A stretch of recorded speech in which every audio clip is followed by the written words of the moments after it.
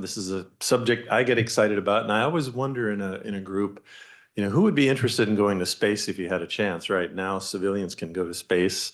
I'm just curious, how many of you would go to space if you had the chance? Yeah, so there's maybe what a fourth of us.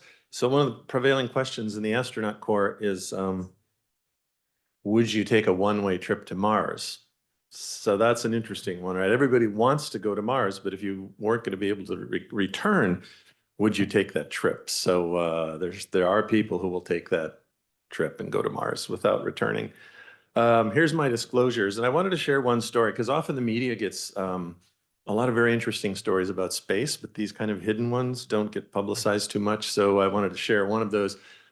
One of my close friends was the chief flight surgeon at NASA, and there were two Russian cosmonauts on the space station, and they were going to do an EVA, a spacewalk.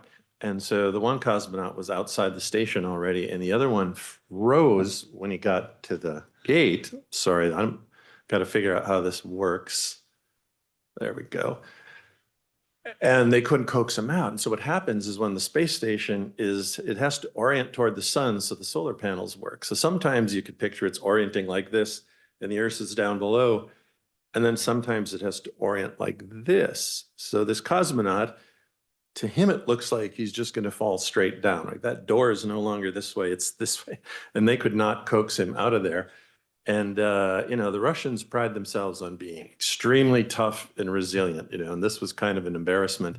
So my friend Jeff Jones at NASA headquarters is sitting there, or in Houston, is sitting there watching this. And the Russians don't have the feed because it's on the other side of the Earth. And so Jeff finally has to report this